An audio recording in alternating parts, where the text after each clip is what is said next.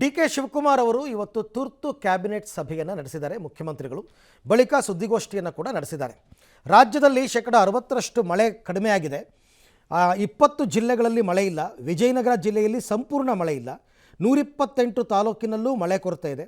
158 ತಾಲೂಕಿನಲ್ಲಿ ಬಹಳ ಸಾಧಾರಣ ಮಳೆ ಇದೆ ಅಂತ ಮಾಹಿತಿ ಪಡ್ಕೊಂಡಿದ್ದೀನಿ ಅಂತ ಹೇಳಿದರು. ರಾಜ್ಯದ ಜಲಾಶಯಗಳಲ್ಲಿ 40% ನೀರಿದೆ.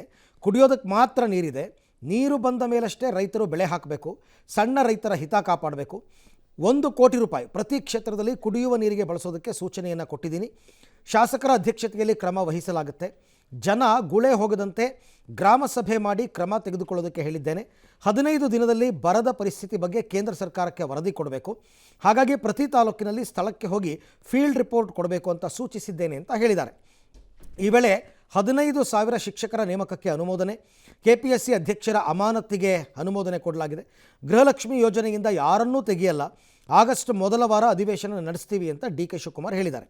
ಇದಕ್ಕೂ ಮುನ್ನ CM, DCM, ಎಲ್ಲ ಜಿಲ್ಲೆಗಳ DCಗಳು, ಜಿಲ್ಲಾ ಪಂಚಾಯತ್ CEOಗಳ ಜೊತೆ ವಿಡಿಯೋ ಕಾನ್ಫರೆನ್ಸ್ ಮೂಲಕ ಮಹತ್ವದ ಸಭೆಯನ್ನು ನಡೆಸಿದರು. ಪ್ರಸ್ತುತ ಸ್ಥಿತಿಗತಿ ಏನು, ಯಾವ ಜಿಲ್ಲೆಯಲ್ಲಿ ಹೆಚ್ಚು ಗುಳೆ ಹೊರಟಿದ್ದಾರೆ ಅಂತ ಚರ್ಚೆ ಮಾಡಿದರು. ಎಲ್ನಿನೋ ಮುಂದಿನ ವರ್ಷದ ಏಪ್ರಿಲ್ವರೆಗೆ ಮುಂದುವರಿಯುವ ಸಾಧ್ಯತೆ ಇದೆ.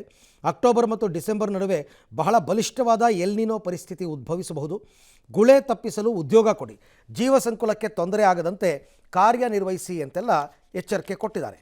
ಈ ಮಧ್ಯೆ ರಾಜ್ಯದಲ್ಲಿ ಬರ ತಾಂಡವವಾಡ್ತಾ ಇದ್ದರು. ಬರದ ಕುರಿತು ಸರ್ಕಾರಕ್ಕೆ ಯಾವುದೇ ಚಿಂತನೆ ಇಲ್ಲ ಅಂತ ಮಾಜಿ CM ಯಡಿಯೂರಪ್ಪನವರು ಟೀಕೆ ಮಾಡಿದ್ದಾರೆ. ಸಾವಿರಾರು ಜನ ಗುಳೆ ಹೋಗ್ತಿದ್ದಾರೆ ಅಂತ ಶ್ರೀರಾಮುಲು ವಾಗ್ದಾಳಿ ನಡೆಸಿದ್ದಾರೆ. 60% ಅಷ್ಟು ಮಳೆ ಕಡಿಮೆ ಇದೆ. 178 ತಾಲೂಕುಗಳಲ್ಲೂ ಕೂಡ ಕೊರತೆ ಕಾಣ್ತಾ ಇದೆ. ರಾಜ್ಯದಲ್ಲಿ ಕೂಡ ಜಲಾಶಯಗಳು ಬರೀ ಒಟ್ಟು 40% ಮಾತ್ರ ಹೋದ ವರ್ಷಕ್ಕೂ ಕಂಪೇರ್ ಮಾಡಿದ್ರೆ ಈ ವರ್ಷಕ್ಕೆ ನೀರಿದೆ. ಬರೀ ಕುಡಿಯೋಕ್ ಮಾತ್ರ ನೀರು ಇದ್ದಂಗೆ ಕಾಣ್ತಾ ಇದೆ. ಕುಡಿಯೋ ನೀರಿಗೆ ಏನು ಸಮಸ್ಯೆ ಇಲ್ಲ. ಸುಮ್ಮನೆ ಬೆಳೆ ಹಾಕ್ಬಿಟ್ಟು ನೀರು ಬಿಡಿ ಅಂತ ಹೇಳಿ ಗಲಾಟೆ ಮಾಡಿದ್ರೆ ಅದೆಲ್ಲ ಕಷ್ಟ ಆಗ್ತದೆ ಅಂತ ಹೇಳಿದ್ದೇನೆ. 1 ಕೋಟಿ ಹಿಂದೆಂದೂ ಕಾಣದ ಭೀಕರ ಬರಗಾಲ, ಮಳೆ ಇಲ್ಲ, ಕೆರೆಕಟ್ಟೆಗಳು ನೀರಿಲ್ಲ, ಜನ ಸಂಕಷ್ಟದಲ್ಲಿ ನರಳ್ತಾ ಇದ್ದಾರೆ. ಯಾವ ತ್ವರಿತಗತಿಯಲ್ಲಿ ಬರಗಾಲದ ಸಮಸ್ಯೆಯನ್ನು ಬಗೆಹರಿಸಿ ರೈತರ ಕಣ್ಣೀರನ್ನು ಒರೆಸಿ ಅವರು ನೆಮ್ಮದಿಯಿಂದ ಬದುಕಕ್ಕೆ ಬೇಕಾದ ವ್ಯವಸ್ಥೆ ಮಾಡೋಕ್ಕಾಗಿಲ್ಲ. ಎಲ್ಲ ಕಡೆ ಕುಡಿಯುವ ನೀರಿನ ಹಾಹಾಕಾರವು ಪ್ರಾರಂಭ ಆಗಿದೆ. ಯಾವುದಕ್ಕೂ ಈ ಸರ್ಕಾರ ಸ್ಪಂದಿಸ್ತಾ ಇಲ್ಲ. ಇನ್ನಾದರೂ ಅದಕ್ಕೆ ಸ್ಪಂದಿಸಲಿ ಅಂತ ಒತ್ತಾಯ ಮಾಡ್ತೇನೆ.